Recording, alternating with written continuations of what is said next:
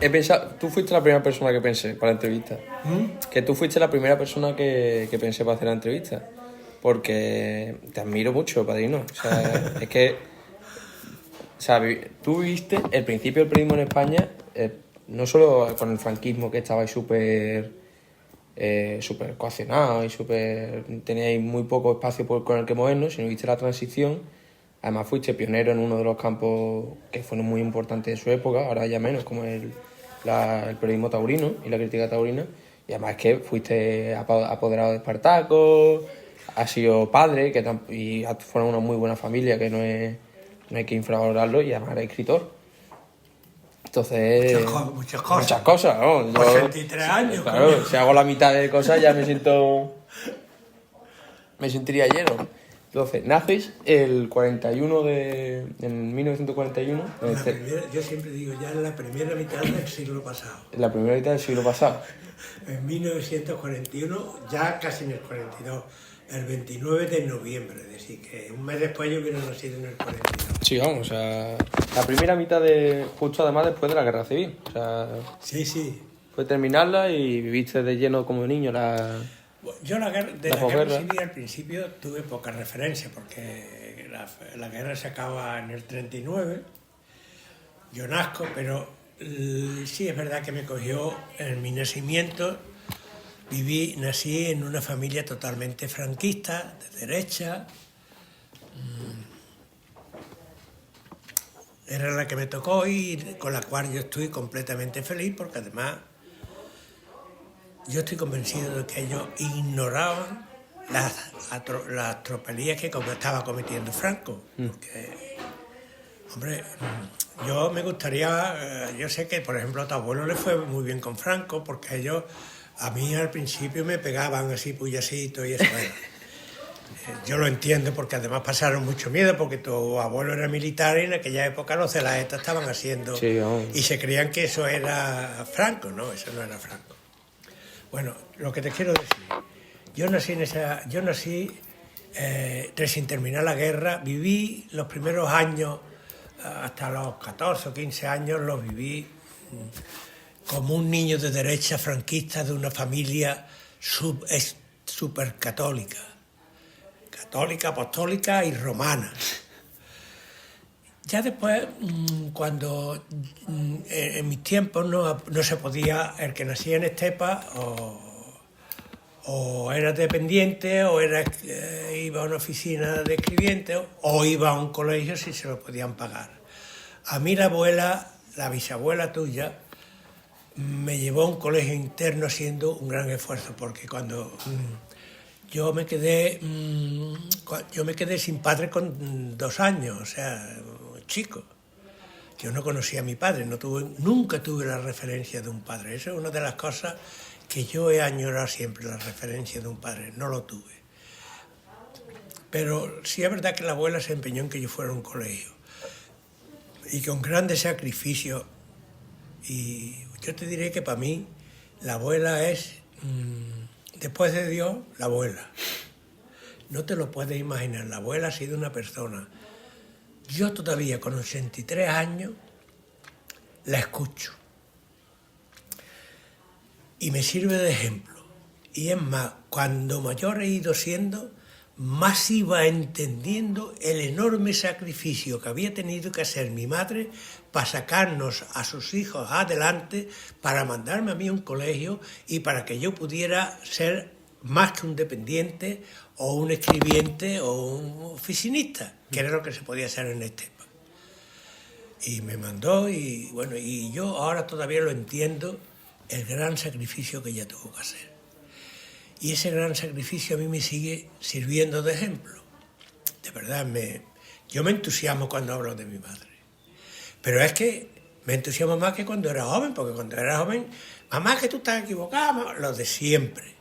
Y ahora me doy cuenta de cómo fue mi madre con nosotros y el esfuerzo que tuvo que hacer, viuda con 26 años, para sacar 4 hijos. Uno de ellos yo, el único varón. Tú, al nacer una familia... Pero lo que te estaba diciendo, dentro de una familia católica, apostólica y romana y lo que viniera después. Para que cuando yo ya me voy al colegio, en el colegio estuve interno en un colegio de curas, de los Escolapios. Aquello era al principio muy bien, todo era católico, apostólico y romano, seguía siendo. Pero ya allí empecé a ver cosas que no me gustaban, sobre todo cuando ya tenía 15 años, tal. Y cuando ya terminé los ejercicios espirituales, las historias, de las que ahora mismo ya no tiene ningún interés recordar. Pero sí me di cuenta, cuando salí del colegio, que yo, a ese Dios y esa religión que me había enseñado, y corté, me quedé en blanco. Me quedé totalmente en blanco y empecé, yo te cuento mi vida, después tú le das la... Entera, sí, Después de quedarme en blanco, empecé ya a frecuentar ciertos sectores que no eran de la Iglesia católica, apostólica y romana. Y así fue como llego a conocer a la izquierda, en aquella época, una izquierda que tenía que estar tapada y súper escondida, porque era muy dura la persecución del franquismo en aquella época ya, cuando yo tenía los 16 y sobre todo los 17 años, ya conocí lo que era el franquismo, una dictadura radical. Bien es verdad que ellos llevaban su negocio muy bien, porque yo llegaba a Estepa, de vacaciones o lo que fuera, y en Estepa no sabían lo que estaba pasando. Mi madre, mi tía, mi tío, mis hermanos, no sabían que yo tenía amigos que estaban juzgados en un juicio que era el 1001, porque sin un juicio de aquella manera, que los iban a condenar a muerte. Eso no lo sabían, ellos no sabían esas terribles cosas, la cantidad de gente que se mataba en los paredones, en los cementerios, eso no lo sabían. Estepa era un pueblo también que vivía como en las nubes. Era como una isla, porque después había 2 o 3 pueblos por allí en los alrededores que tenían otra manera de pensar. Bueno, entonces, refiriéndome a mí, yo, cuando empiezo a tener 16, 17 años, empiezo a perderla, a dejar, al llegar al final de ese periodo en blanco, y me empiezo a plantearme la cuestión política y la cuestión religiosa. Primero la cuestión política, porque fue más fácil. Yo conocí a gente, gente de la resistencia, gente que no... Y a la par en aquel entramado conocí también muchos curas que estaban también allí en aquella resistencia, que no eran curas de la Iglesia Católica, Apostólica y Romana, que la habían dejado, que estaban perseguidos. Y entre aquella gente de izquierda, empecé a buscar a Dios. No empecé a buscarlo, sino que me vino la idea de Dios. Empezaste a encontrarlo. Porque yo me acuerdo, es que te tengo que meter muchos años en muy poco tiempo. Yo me acuerdo que yo cuando llego a encontrar, me encuentro con un cierto Dios que a mí me empezaba a convencer que no tenía nada que ver con lo que me había enseñado, pero sí con el que veía ahora en alguna gente. Yo me acuerdo que cuando empecé a encontrarme con ese Dios, siempre, y investigué un poquito, siempre empecé a serme muy creyente. Tuve 2 o 3 amigos muy combativos, muy de izquierda, pero muy cristianos. Y esos fueron los que a mí me fueron abriendo el camino de Dios. O estaban en el camino de Dios y yo me los encontré, porque Dios está siempre en el camino.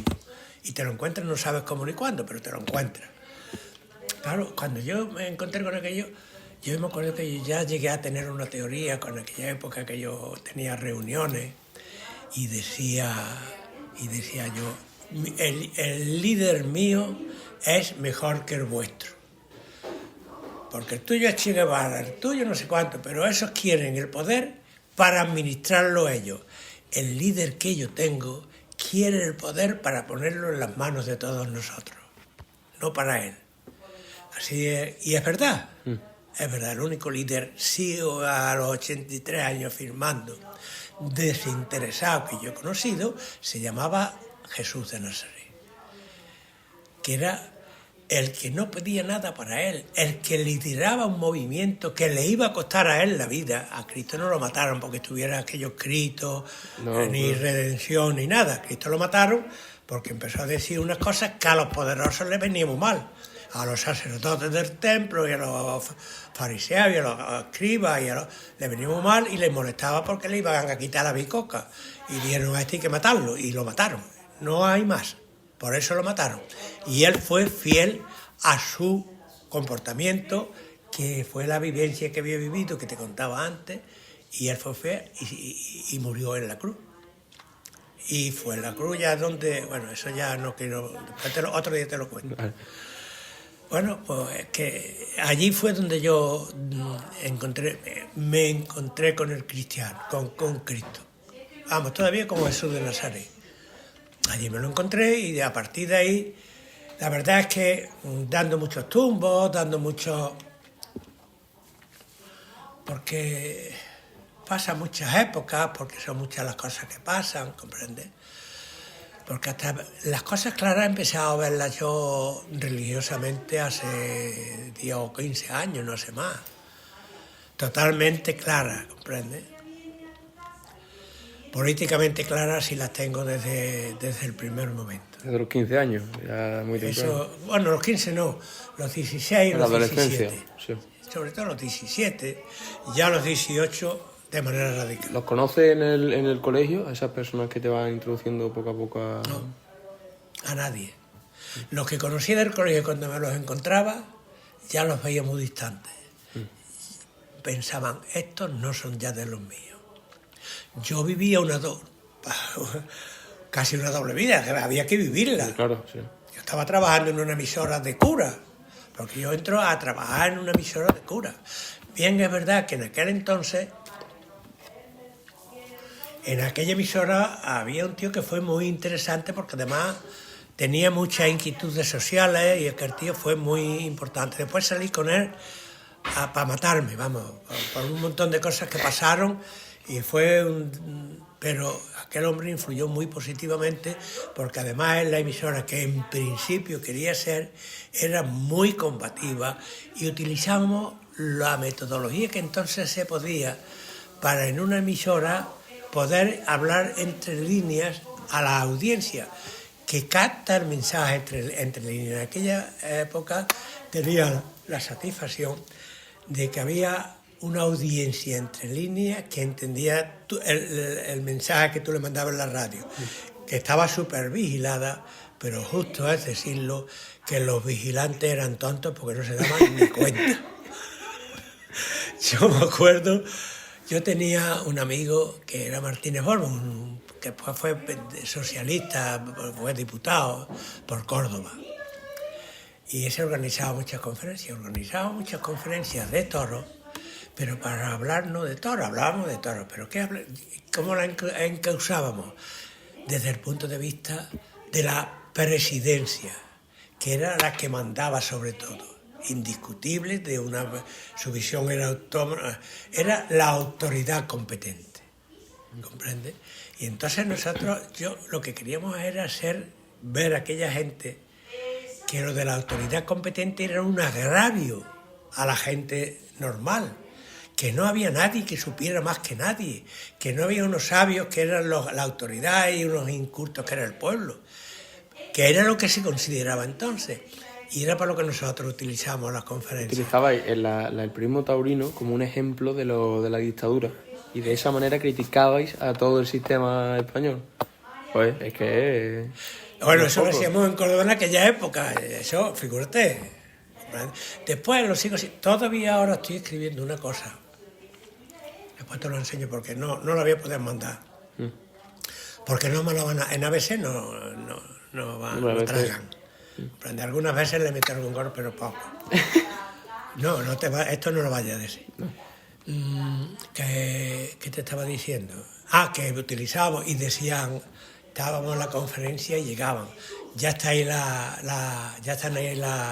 poli. Y venían disimulados, pero los veía vestidos de poli, y coño, aquellos dos son, ¿a que sí? Eran muy torpes. Y empezábamos a hablar y no se daban ni cuenta. Esa fue la gran ventaja que tuvimos. Eso no quiere decir que a lo mejor teníamos yo en aquella época teníamos reuniones en determinados sitios de gente del Partido Comunista, del Partido SS, que por un chivatazo o por lo que fuera llegaba la policía y a lo mejor estábamos en la sacristía de una iglesia y teníamos que salir. Yo me acuerdo un día en una iglesia que salimos por una ventanita así, salimos 20 tíos como balas. No nos cogieron a ninguno. ¿Y no cogieron a ninguno? Ninguno. Pero bueno, yo tengo una duda, por ejemplo, de por qué a mí me mandaron a un batallón prácticamente disciplinario cuando hice la mili. Yo no hice la mili, la milicia universitaria no la hice porque se me pasó la edad de las prórrogas, etc. Y cuando fui yo tenía a mi tío Eduardo, que era un referente para mí, que era el que estaba casado con, tu padre lo conoce, con mi tío, con la hermana de tu bisabuela. Y ese era coronel del ejército y en fin, llegó a general. ¿Por qué te estaba contando esto? Porque estaba en la milicia y te pusieron... Y entonces quisieron recomendarme y me tocó Canarias. Y mi tío Eduardo habló con un general que había aquí en Pineda, que era Martín Carvajal, y habló para que me recomendaran. En Canarias había un capitán general que era un hijo de la gran puta, pero esto tampoco lo pongo así, pero es para que te haga una idea. Ese tenía aquella gente así. Allí se pelaban arceros hasta los comandantes. Con eso te lo digo todo. Y entonces, yo cuando llegué allí, al principio, bueno, mire, me ha tocado aquí, fui al batallón y cuando llega la hora de los cargos, a mí me dijo un teniente que me dijo, oye, están destinados a capitanía, por lo menos va a Santa Cruz y tal y cual. Y de pronto un día, y a los 2 o 3 días llega ese teniente y me dice, ¿tú qué has hecho en la vida? Y yo, nada, que yo sepa nada. Es que están mandados a los rodeos. ¿Y los rodeos qué? Bueno, los rodeos es un batallón que hay. Pero yo no iba a capitanía. Dice, alguien ha dicho que tú a los rodeos. En los rodeos, para que tú te hagas una idea, había analfabetos y los primeros pasos de etarras, había etarras, era un fenómeno que a mí me sirvió mucho porque estaba de Cabo Furrier y jamás me permitió que lavara una camisa cuando le dábamos la vuelta para acá y para allá y ya eso me lo cambiaba. Bueno, había analfabetos, los primeros movimientos de etarras, maricones y rojos. Ya te puedo imaginar que yo no era ni etarra, ni analfabeto, ni maricón. Me mandaron para allá supuestamente por rojo. Yo supongo que en una manifestación de Granada, yo me subí en un monumento, le puse, y te hacían una foto y te cogían y te identificaban y te señalaban. Y ahí por eso hice allí la mili, 19 meses seguidos sin un solo día de permiso, ni de pase pernocta. Ni un solo día, 19 meses seguidos. Y pedí permiso porque allí cerca había una emisora para... Nada. Es que tú eres muy antimilitarista, que me pasé 19 meses jodido. Vamos, aparte de eso no era por eso. Hombre, pero te tenían encarcelado prácticamente. Sí, no podía salir. Pero fíjate qué contradicción. Había un teniente coronel que era fascista tela. Pero ese era un fascista que yo creo que... yo le hice un favor muy grande, es que mi historia es muy larga, no te la voy a contar entera, pero ese teniente coronel en un momento dado me preguntó, cabo, porque a mí me hicieron cabo por cojones, vamos, porque cabo, ¿qué pasó ayer? ¿Dónde estuviste ayer tarde? Y me quedé así mirándolo, dije, sí, mi teniente coronel, estuve en la conferencia. Una conferencia que dieron en la laguna para lo cual me escapaba y llegó la policía y salí por un balcón y pues supuestamente me vieron. Y dice, ahora mismo, yo ya estaba para jubilar, para licenciarme. Te hace, como yo estaba con él, me colocó allí en su puesto, te hace un permiso de anticipado de licencia y te vas coges un avión y te vas a la península, que ya te mandaremos allí la cartilla. Es decir, que él vio que como me cogieran, me mandaban a un castillo 1 año o 2 más. Y ese hombre dio la cara por mí. Yo la había dado antes por él, ¿eh? Un día que se emborrachó y yo lo cogí sin que nadie lo viera y lo metí en un cuarto y ya está. Porque era muy chulo y íbamos por la playa en maniobras aquellas que hacíamos y que cogí una pistola así con una... había un de estos de tirar flechitas y había 2 suecos, irlandeses, 2 extranjeras, de aquellas que... Y él con su medio torta, que iba solo, con un coche en el que lo llevaba, un Jeep de aquello que lo llevaba yo, así, lo tiraba, no clavaba, claro, estaba ciego. Y por la pistola, claro, y sacó la pistola, cuando yo lo vi que sacó la pistola, que yo era todo un cañizo, digo, te pega aquí un tiro y llega el tiro matando gente. Y entonces cogí, me tiré encima de él, caímos los dos y él perdió el conocimiento. Yo me lo eché al hombro, me metí en el coche y lo llevé al hotel, que yo sabía que iban los oficiales en el calle Maniobra, porque los soldaditos íbamos por el cerro, pero los oficiales, sobre todo de alta graduación, iban por carretera en su coche. Y los dejé allí y me fui. Y tenía un sobrino que era teniente, le dije, y lo busqué teniente, el teniente coronel. El coronel está en su cuarto porque se ha puesto malo, no lo dije más. Pero aquel hombre, desde aquel día, no había quien me tocara a mí en el cuartel. Me acuerdo que un tío cabrón me quiso meter en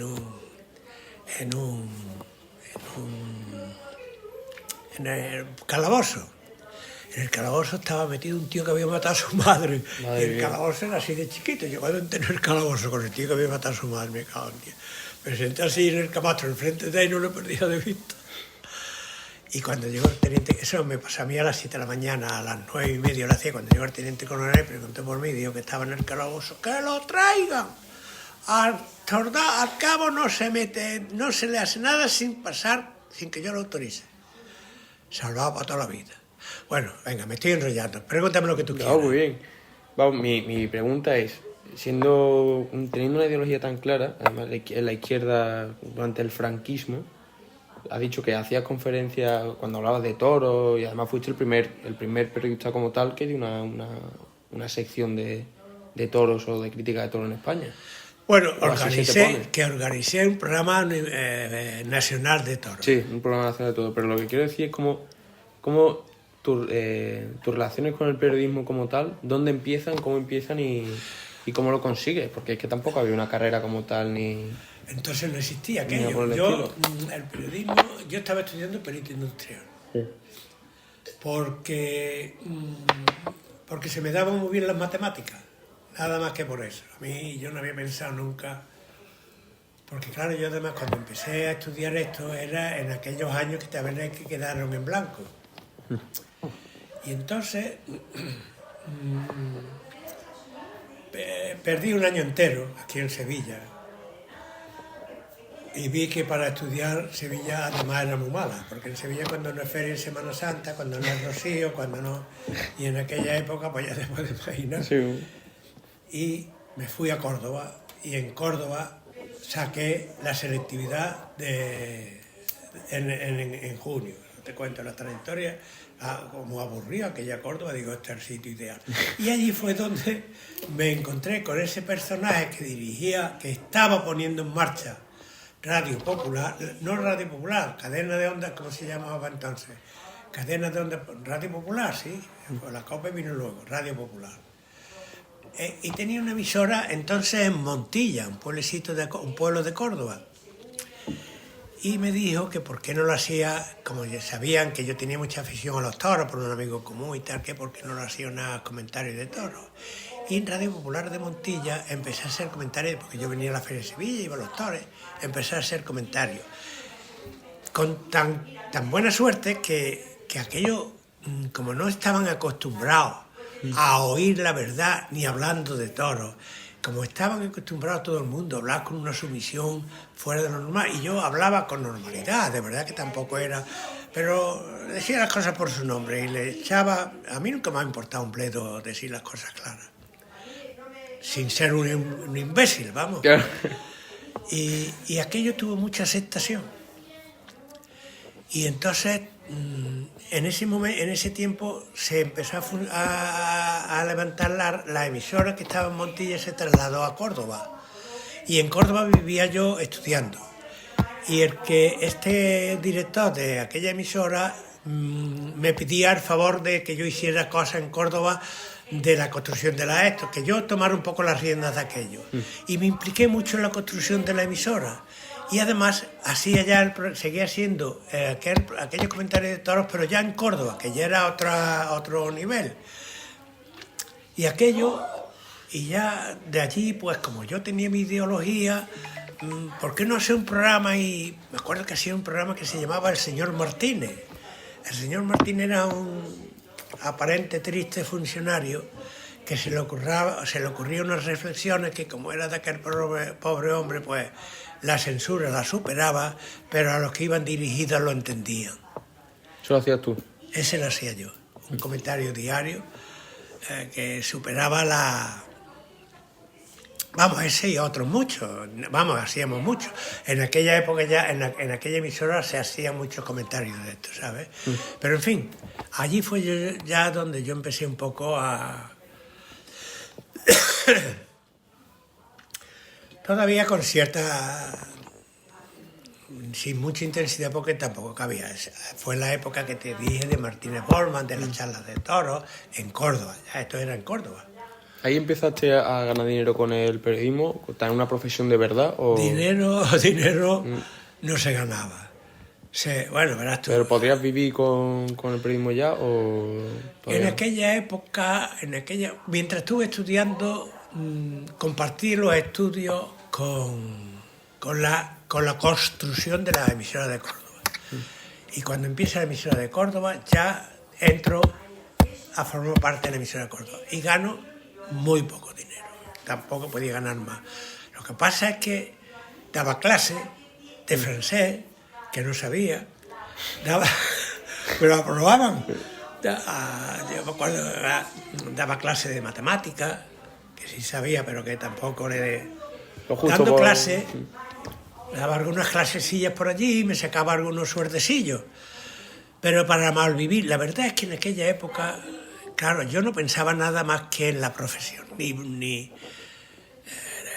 no pensaba en otra cosa. Yo no pensaba en aquel momento en casarme, Sí, es verdad que en aquella época pensaba en las chavalas, porque además ya te puedes imaginar que en aquella época, siendo periodista, es que ahora dice soy periodista y hay 2 millones de periodistas. Entonces en Córdoba había muy poco, pero en Sevilla aquí habíamos 14 periodistas de cierto prestigio, ¿comprendes? Había muy poco y al principio no podía vivir en absoluto, pero vivíamos. ¿Por qué? Porque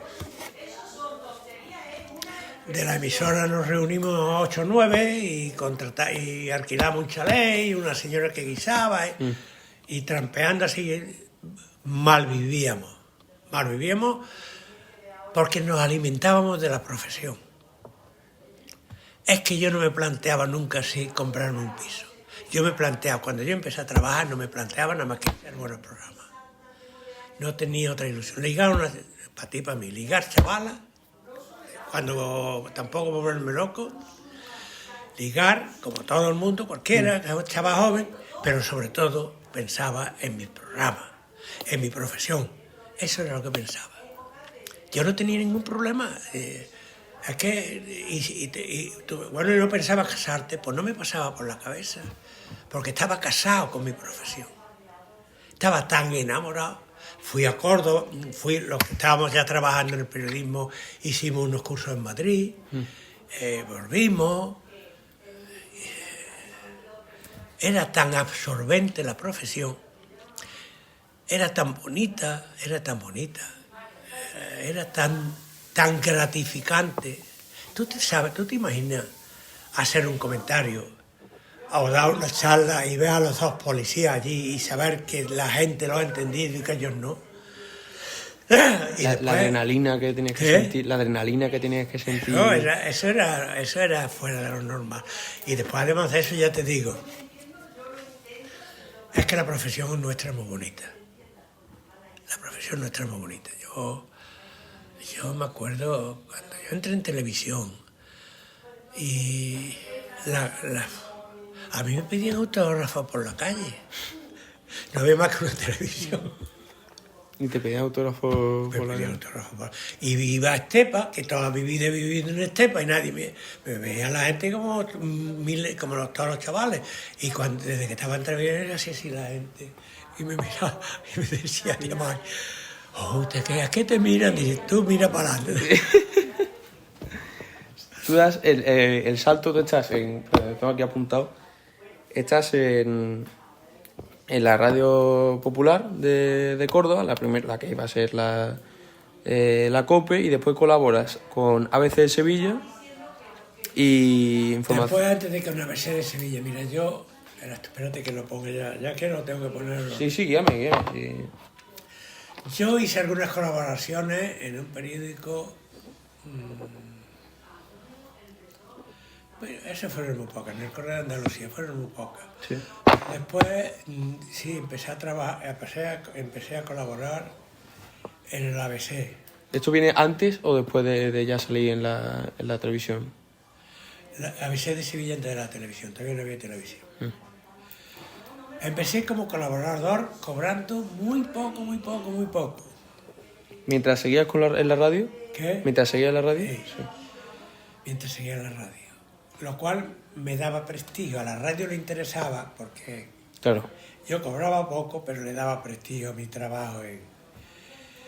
Y ya fue Nicolás Salas el que a mí me contrató, me malcontrató, porque él me reconoció, no te puedo pagar mucho, y yo le dije, no te preocupes, que eso llegará.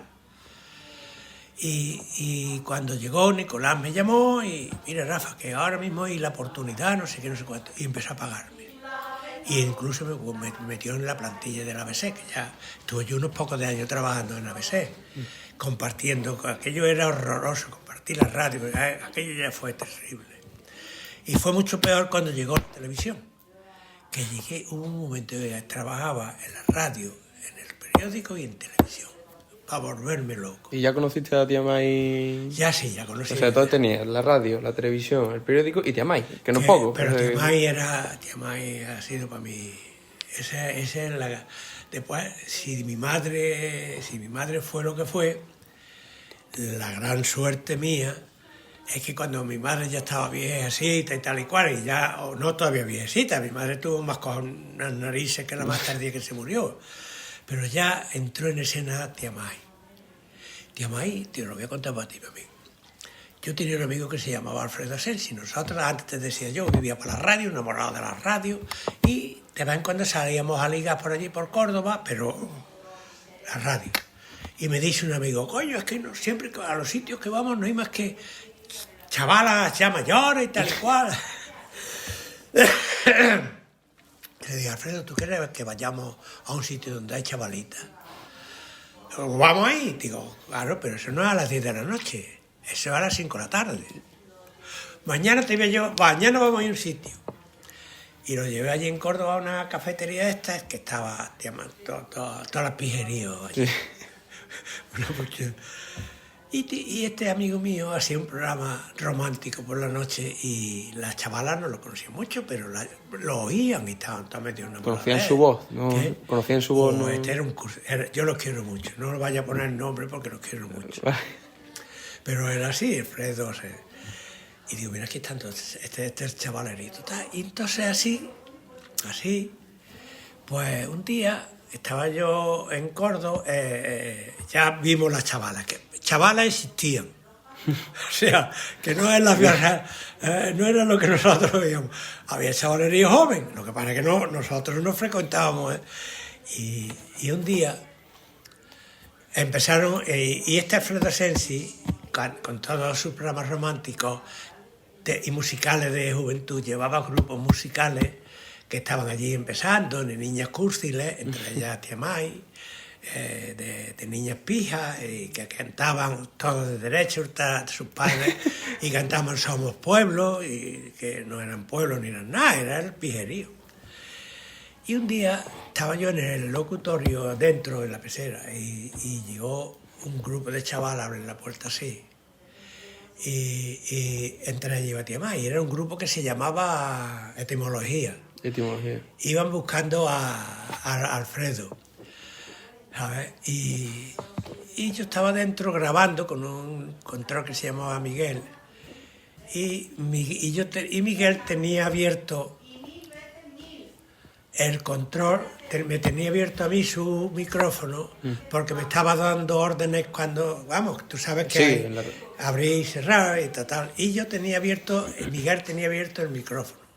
Y en ese momento entran las chavalas, creyéndose que yo estoy dentro, que no las oigo ni nada, y empiezan a hablar, ojo, pues no sé qué, fíjate. Yo, entonces era un chaval con dos, no veas, yo tenía un tipazo y era...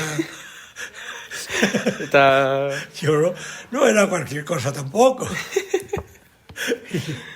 y le dicen a ella, ¿estará casado?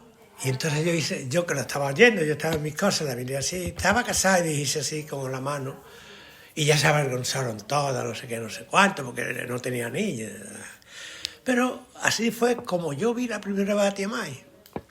Y por ahí vino una cierta amistad y un día tía May da una fiesta, su padre le organiza en el hotel una fiesta de cumpleaños, no sé qué historia, y nos invita a Alfredo y a mí. Y dice Alfredo, nosotros vamos a ir allí. Digo, ¿tú quieres que vayamos? Alfredo loco por ir.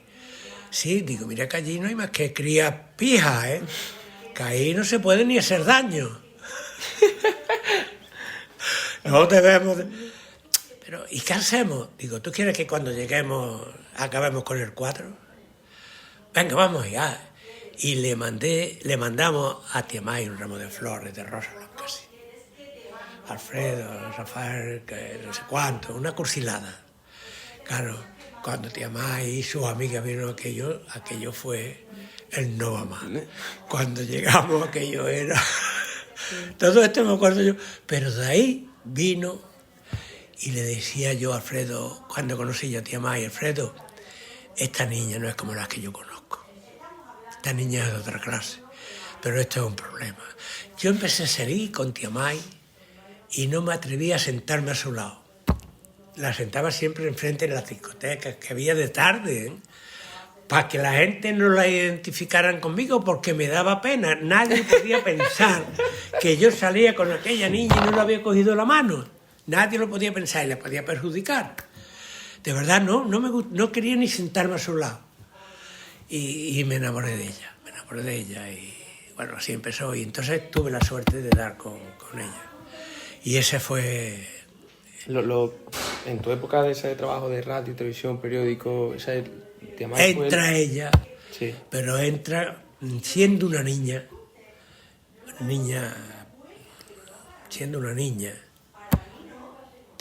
tuvo muy pronto conciencia de lo que era, porque tía May, el primer mérito de ella es que se viene conmigo, que le llevo 12 años, y mis amigos a mí me llevaban todos 5, así que fíjate la edad de tía May con los amigos, y ella asume aquello.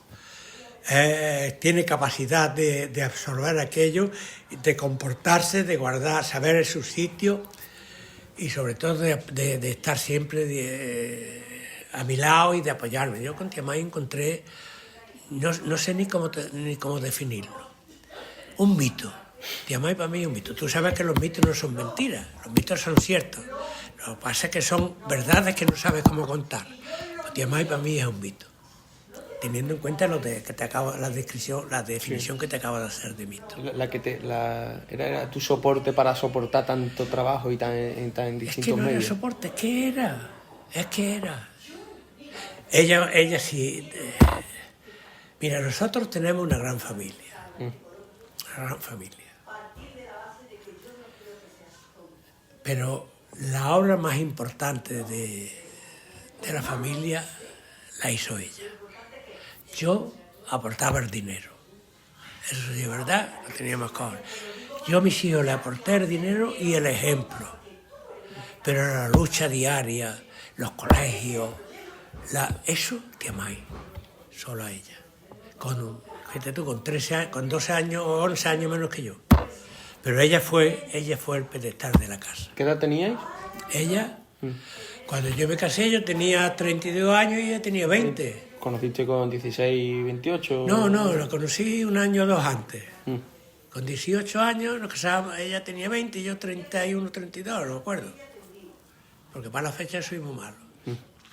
Pero, amigos, fue como un ángel que se puso en mi camino, que que podía parecer, esta pija con este rojo, estos que iban a formar una carrera, en absoluto. Ha sido, para mí, ya te estoy diciendo, mi vida viene marcada por las mujeres. Primero mi madre y después ella. Pasaste de eso, de malvivir en una casa con 8 personas, con una mujer que hacía estofado, a enamorarte. Bueno, lo que pasa es que ya cuando llegó Tía May, ya trabajaba yo en Radio Popular, bueno, cuando llegó Tía May... Ya estaba con... Ya estaba yo cuando me casé con Tía May, ya estaba yo en Sevilla. Vale. Ya estaba yo ganando dinerillo. Dinerillo nomás, ¿eh? Muy poco. Yo me vine a vivir un piso aquí, así de chiquito, al alquiler, y no me preocupé de más.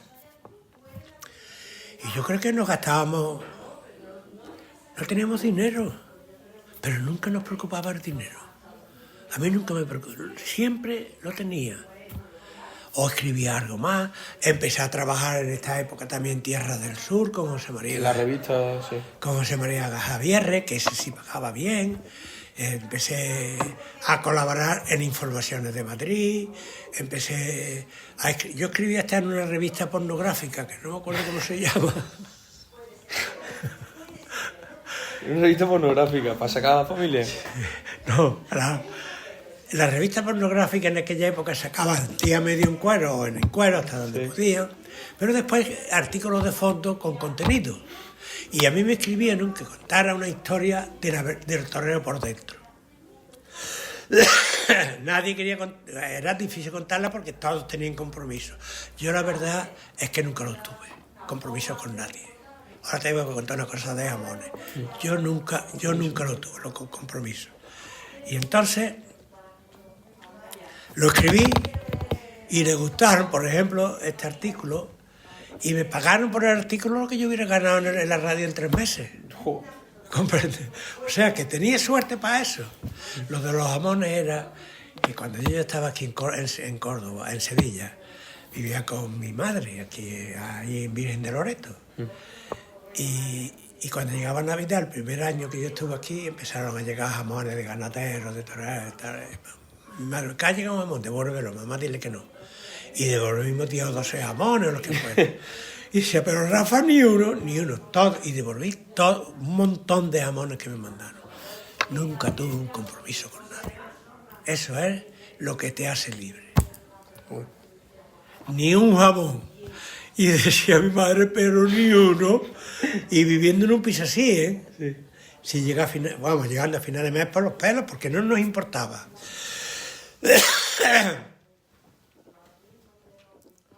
Que nos acomodamos bien y yo no sé cómo lo solucionaba, de verdad. Si lo quieres poner por no sé, no tenía dinero, pero no sé cómo salir adelante. Y nunca me dieron ni un céntimo, ni un jamón. Nunca emití ni un jamón. Eso es muy honorable por tu parte, ¿no? ¿Cómo ocurrió? Muy honorable. Ya después vino lo de Espartaco y ahí empecé a ganar dinero a puertas. Lo he visto en el reportaje, en la entrevista que te hicieron en la COPE. ¿Qué? Que me he visto artículos y tal que te han escrito, y hay uno en la COPE que habla de eso, de cómo pasaste. Hablas de Carlos Herrera. ¿Qué habla? Hay un artículo tuyo en la COPE, en la página de la COPE. ¿Sí? Sí, que te llevaron por el libro Mi amigo el fraile. Ah, Carlos Herrera. Sí, de Carlos Herrera. Que... Ese me respetaba mi tela. Sí, sí, lo he visto que te llama maestro. Ese me dice a mi maestro todavía. Sí. Pero tú no te consideras maestro. ¿Qué? ¿Tú no te consideras maestro? Nunca. Me han considerado un periodista luchador. ¿Ama maestro de qué? Maestros son los toreros buenos y los malos. O sea, tú estás en una época, trabajas en la radio, ¿todavía en Sevilla ya o siguiendo en Córdoba? Cuando yo estaba en la radio se cambió la radio radicalmente. Luis del Olmo transformó la radio en España. Ese ha sido, para mí, el gran hombre de la radio, fue Luis del Olmo. Ese cuando estaba en Madrid decía buenos días España y te creías que te lo había dicho a ti, ¿eh? Ese ha sido un comunicador fuera de lo normal. Yo después empecé a trabajar en la COPE, y estaba trabajando en la COPE muy bien, en Radio Vida, pero fíjate qué casualidad. En Sevilla, en la radio, apareció otro personaje de mucha importancia, que fue Manolo Alonso Vicedo. Este Manolo Alonso Vicedo, que empezó en la COPE, yo lo conocía de cuando estábamos en la COPE, pero él lo trasladaron a él, lo ficharon en la SER y cambió la radio, puso la radio en dinero. Y entonces un día que yo me lo encontré, a él y a dos amigos míos más, Rafa, quiero hablar contigo. ¿Qué pasa, Manolo? Que quiero que te vengas a la SER.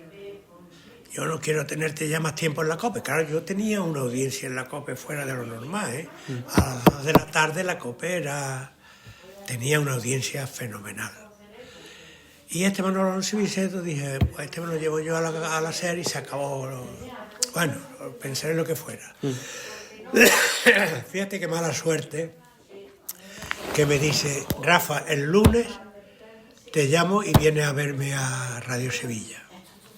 Y el domingo, sábado o domingo, no me acuerdo si fue sábado o domingo, fueron al puerto, inauguraron un monumento de una cosa de toro y se mataron. ¿Se mataron? En un accidente. Como Manolo Alonso Vicedo se pregunta, ese ha sido un monstruo también de la radio. Y eso te cambia, no... Seguir la COPE, entonces no lo diga a nadie. Sí. Porque claro... no vaya a ser que te metas problemas. Tampoco sé si me hubiera ido, pero me dijo, yo quiero que tú te vengas a la SER. Pero, ya te digo, el lunes te llamo y se mata el sábado. No sé si fue el sábado o el domingo, cuando fueron... ¿Ese fin de semana? Al puerto de Santa María, creo que fue. Y en el coche él, Manolo Alonso Vicedo, ¿cómo se llama? Los otros dos que iban con él también eran íntimos amigos míos, no me acuerdo del nombre. No me acuerdo yo. Entonces, tú cuando estás dirigiendo informativos, ¿no?, regionales en la COPE... Puse en marcha un foro informativo regional.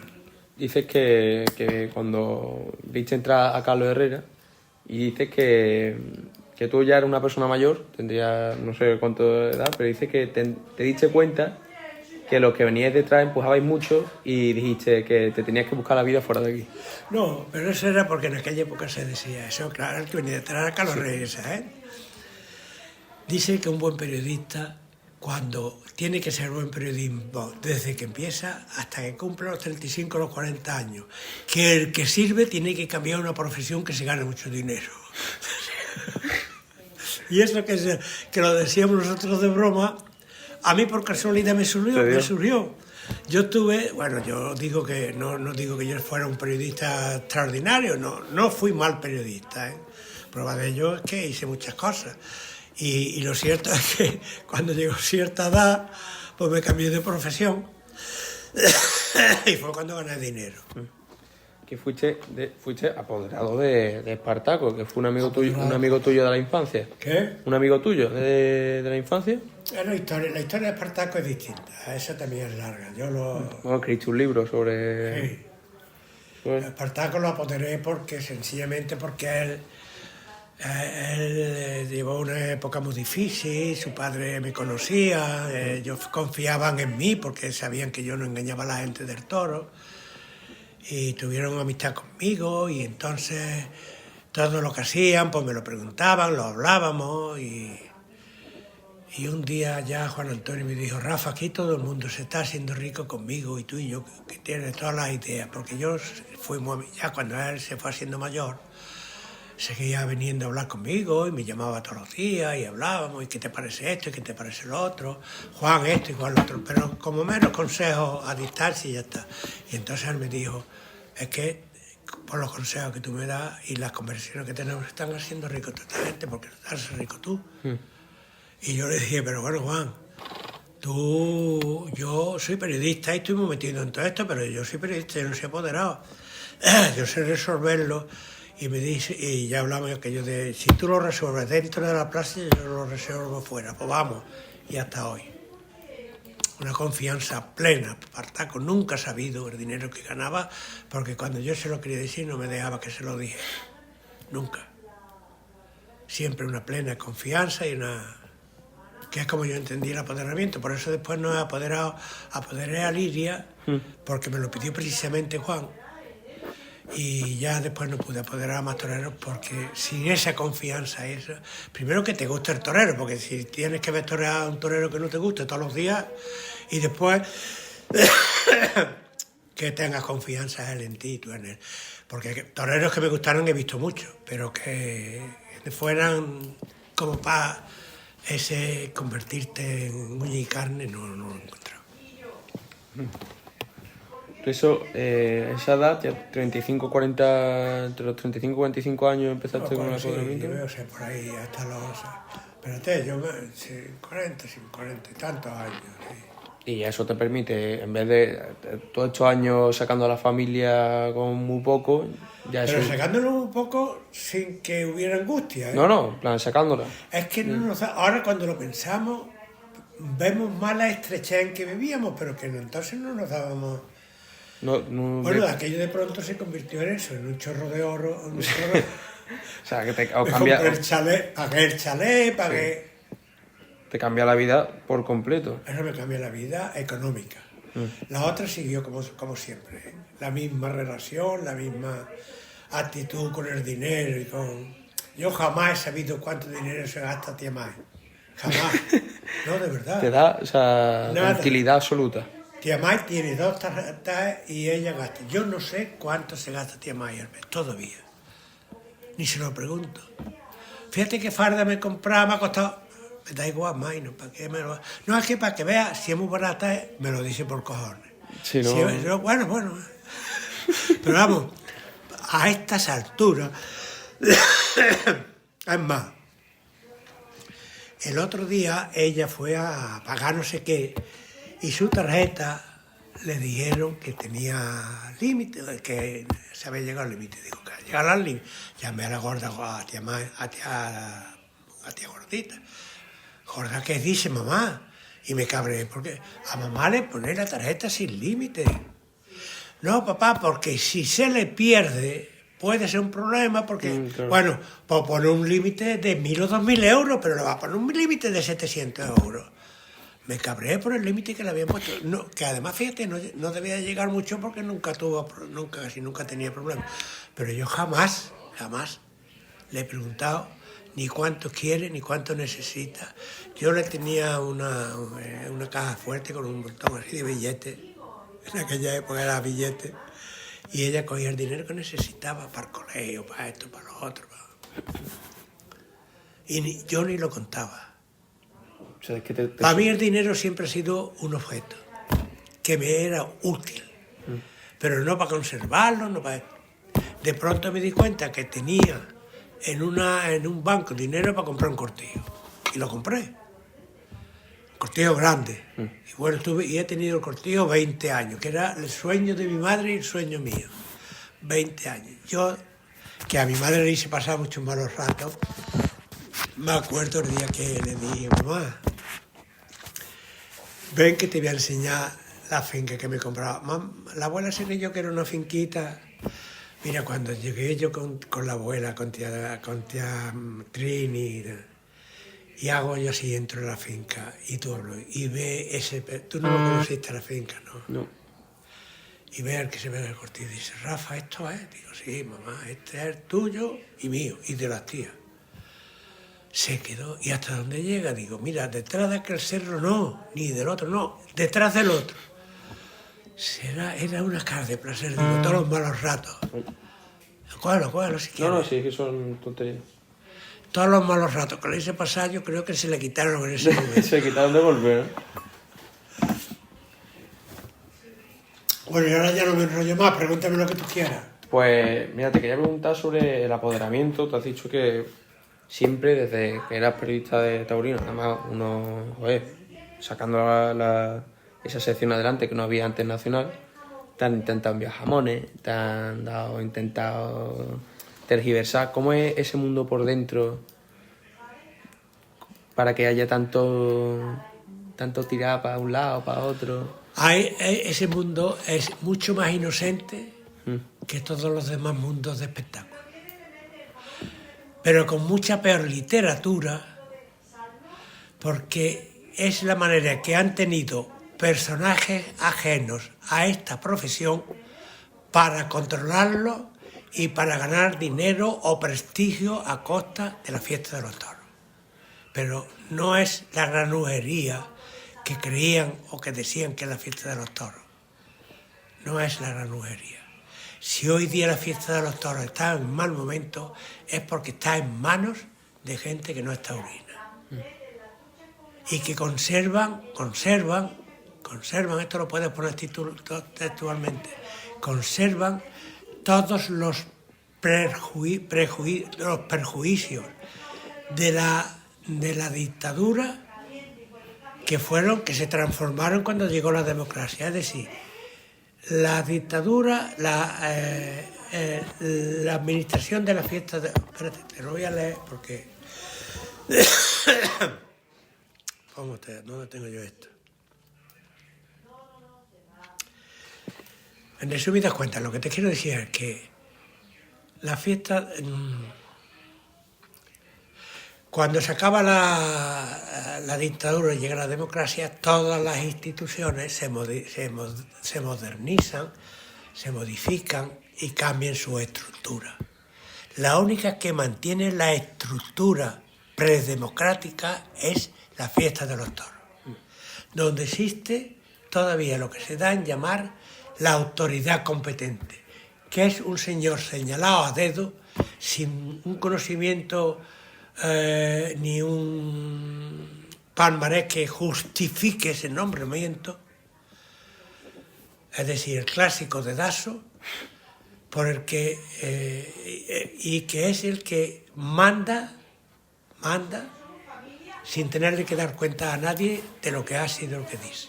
O sea, es que Él se personifica actualmente en el presidente de las corridas. A través de lo que denunciaba la dictadura, o sea, es sorprendente que lo que más haya cambiado la estructura sea el propio gobierno de España antes que los toros. Increíble. Te quería comentar también, porque llama mucho la atención todo lo que ha vivido la dictadura siendo un periodista muy de izquierda. ¿Cómo, o sea, en qué momento has sentido esa represión? Que dices que no... ¿Tú siempre has tenido libertad de decir voy a decir lo que quiera y me da igual? ¿O siempre te has sentido cohibido? No, siempre he dicho no me da lugar. ¿Nunca has tenido ningún conflicto? Siempre... Hombre, el conflicto aparte de lo que me has dicho. Que además no conseguí enterarme el porqué. Pero después, a mí me ha respetado la gente.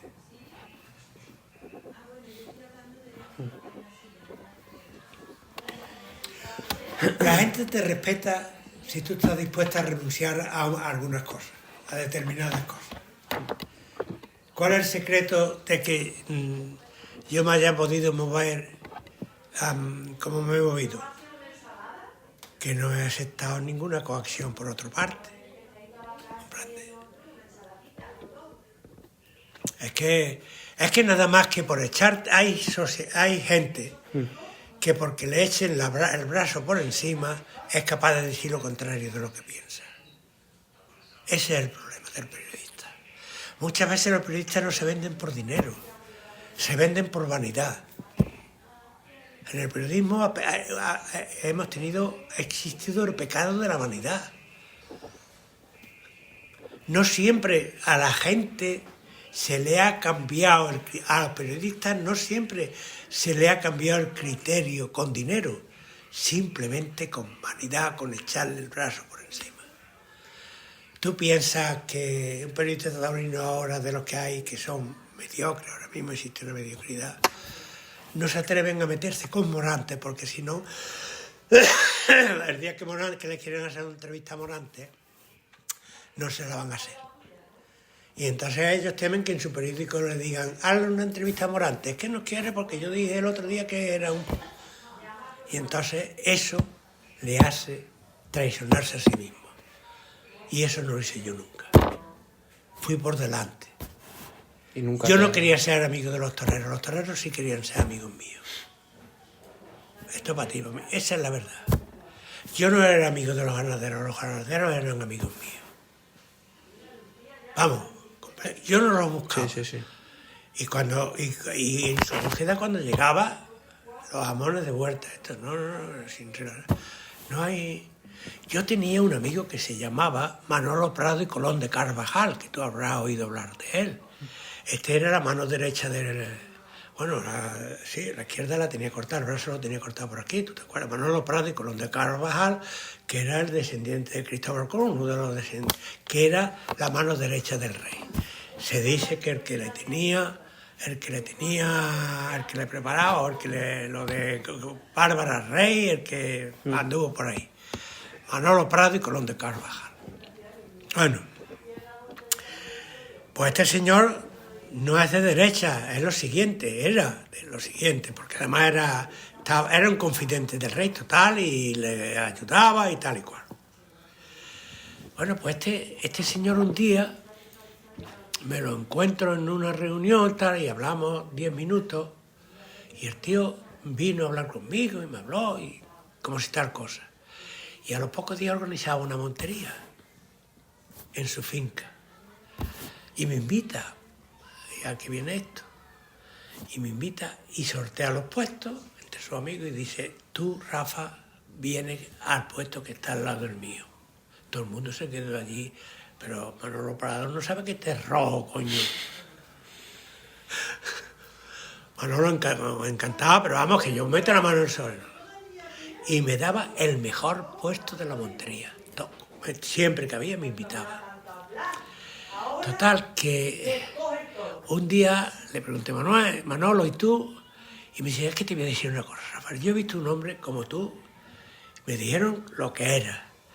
He hablado contigo y lo eres. Efectivamente tienes la idea en el sentido claro. Y después veo que vas a misa y que comulgas y que eres creyente. Digo, sí. Dije, es que así no hay mucha gente. Él le extrañó que un tío que hablaba sin pudor del cristianismo y decía que era cristiano, como después, porque a la gente le da vergüenza de decir que es de izquierda, pero también le da vergüenza de decir que es cristiano, ¿eh? Que es católico, apostólico, sí, pero que es cristiano de base no quiere ser nadie. Y eso mismo pasa también con la política.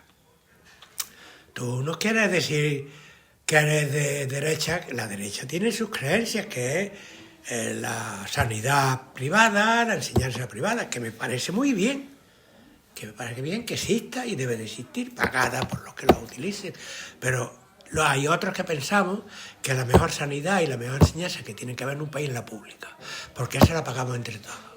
Y todos pues tienen derecho a ir, el que tenga dinero y el que no lo tenga. A la otra, la pública no puede ir nada más que, a la privada no puede ir nada más que el que tenga dinero.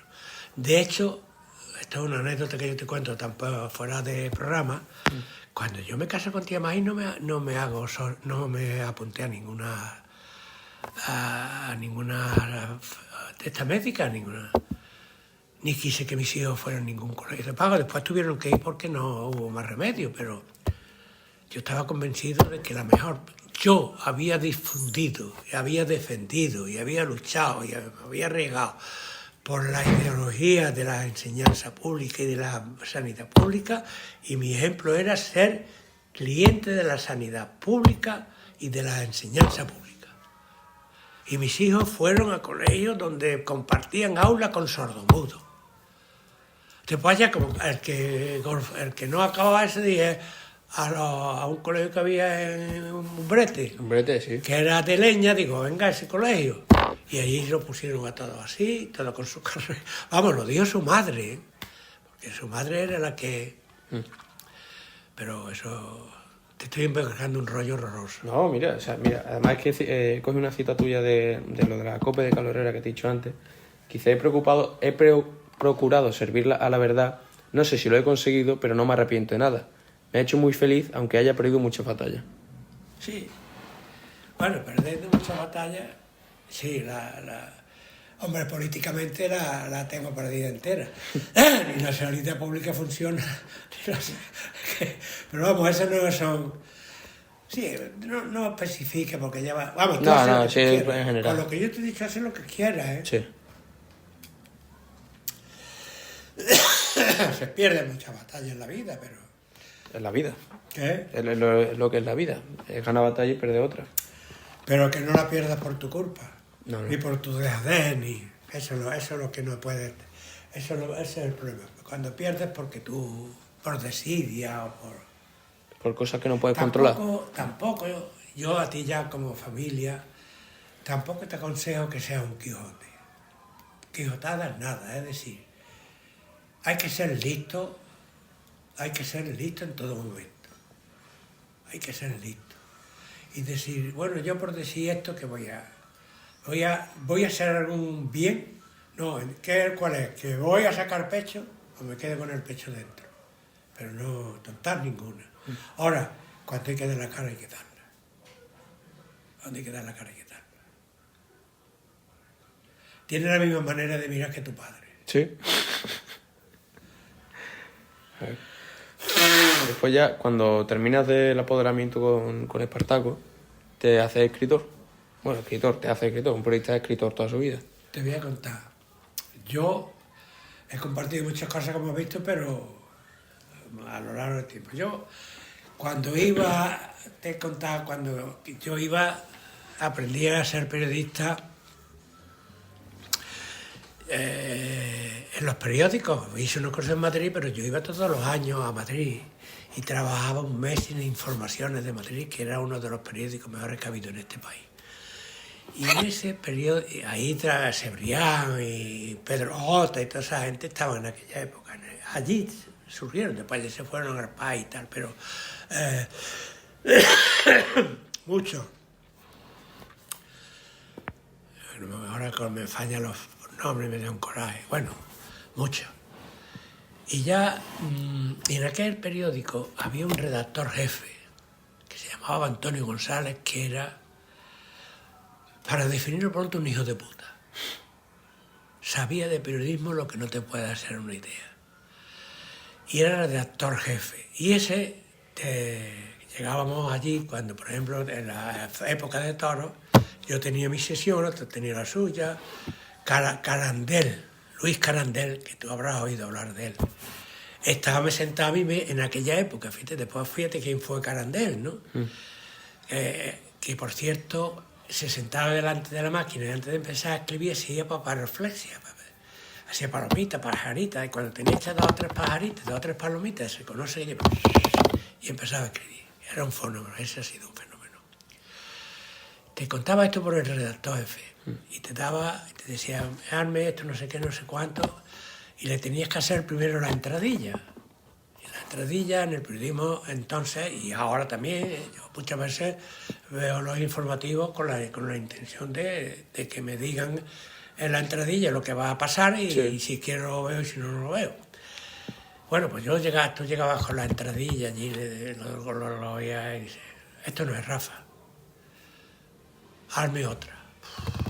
Le hacía otra.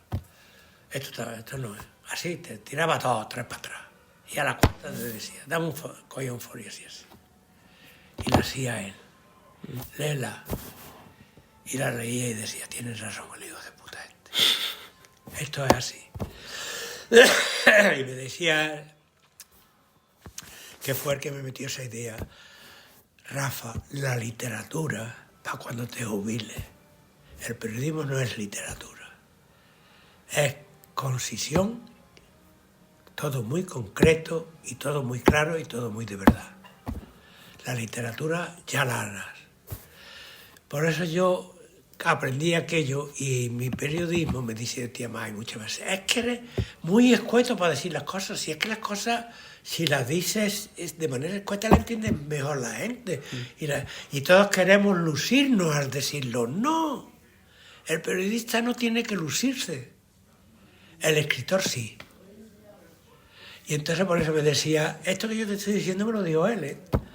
Y entonces cuando me jubilé ya dejé todo, escribí la primera novela, se la mandé a Antonio. Sí. Ya soy escritor, ya no soy periodista. Soy periodista, pero ya como estoy jubilado, estoy escribiendo novelas. Y me mandó, ahora sí. Ese fue mi gran maestro. porque además, siendo como decíamos un hijo puta, conmigo compaginaba muy bien. Como yo esos meses con él allí en Madrid los pasaba en tensión porque era tela, ¿eh? Era tela. Fíjate tú, en la redacción de ese hombre estaba Carandel, bueno, ya te nombro los pocos que estaban entonces. Era un fenómeno. Y después he visto por ahí uno que se llama como él, que por lo visto debe ser su hijo. ¿Y qué tal? ¿Qué? ¿Y te gusta también?